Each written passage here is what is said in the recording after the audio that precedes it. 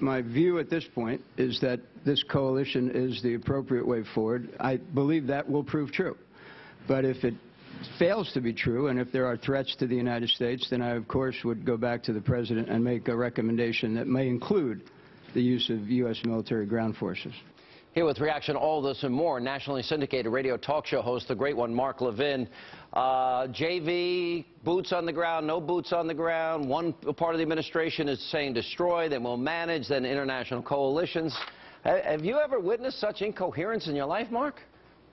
No, we're surrounded by knuckleheads, and the problem is they're supposed to be protecting the country. First of all, it's September 17th, so happy Constitution Day, or what's left of the Constitution Day. What the House has done, let me just say, this is extraordinary. They've given the President authority to train 5,000 moderate whatevers in Syria. I guess they know who's what. This is very interesting to me, Sean. So the President doesn't think he needs congressional approval, declaration of war, or what have you, to bomb, but apparently he needs congressional approval to arm 5,000 whatevers. This is very odd. I just want to point this out. You actually have a revolt going on with the top generals in Obama. I'm not talking about tanks pulling up to the White House and so forth. These men are trying to communicate to the American people that they are military men, and we cannot defeat this enemy unless we use all of our armed forces and armed services. That's number one. Number two, Obama does not view this as a military action. He keeps telling us it's not a war, it's not a war. For him, the truth is, it's about politics. It's about containing this issue politically for him so he can focus on fundamentally transforming America. And this is a very serious matter to understand. So the generals and the military see this quite differently than our very political president, who really doesn't want to defeat this enemy. Or he would go to Congress, get a declaration of war, unleash hell on these cockroaches, and then get out. Instead, he speaks to our military men and tells them, don't worry, no combat boots on the ground. He has said it 1,000 times so every one of our enemies in every single language can understand under this so-called commander-in-chief, he has no intention of defeating them, period. All right, look, I agree with you it's political, but I'm more cynical maybe even than you are. I think this is just to get past the midterm election. I don't think it's any deeper than that. I don't think this president has any intention of fighting the war that they've declared against us. I think it's to get past the Obama administration. He just doesn't want to deal with this. He sees his numbers are low, so he'll do the absolute minimum. I mean, the American people, he says he's brought this wonderful coalition together, but they're keeping it secret. Have you ever heard anything so stupid in your life? There is no coalition.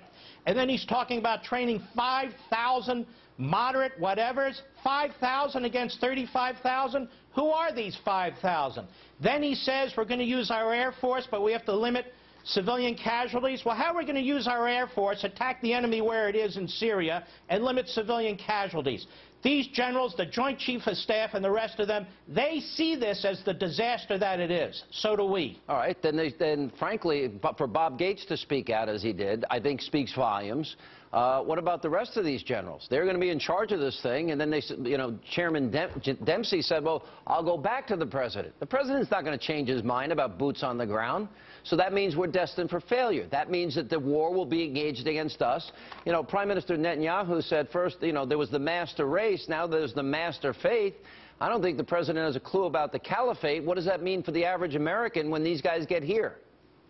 I honestly don't think he gives a damn, as hard as that is to believe. How else do you explain him not securing the southern border? How else do you explain to him being on vacation while this whole thing is breaking out? How else do you explain sending 3,000 troops to Liberia and other places to fight Ebola while we don't have 3,000 troops at his direction on the border and so forth and so on? The fact of the matter is, if this is a war and we want victory, we can defeat them, we can wipe these cockroaches out. If he wants to do something short of that, obviously he can, but I think it's time for Mr. Boehner and Mr. McConnell and people to rise up and say, we want to know if you want victory. If you're going to call this a war, we will do a declaration of war, but we're not going to piddle around like this for political reasons. But Mark, we watched as we've lost 4,000 men in Iraq. They shed their blood, they gave great sacrifice, others lost their limbs. and then city after city fell and the president did nothing. Why would anyone be convinced that he's serious about dealing with it now after the fact? Well, we're not. And I want to say something now that you brought that up, because that's hugely important, and I know a lot of Gold Star families.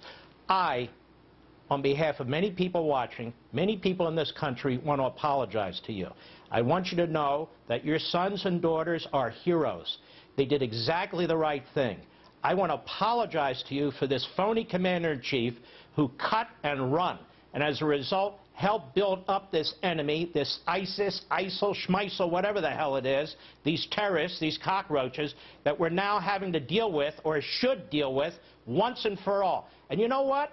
It just amazes me. Do we want to win wars anymore? Because we know how to win them. We remember how we won World War II. If this enemy is as serious as an enemy as the Secretary of Defense and the head of the Joint Chiefs and everybody else knows them to be, then we have to attack them where they are. And unfortunately, that's in Syria. All right, the great one, Mark Levin, nationally syndicated radio talk shows. Thanks for being with us, Mark.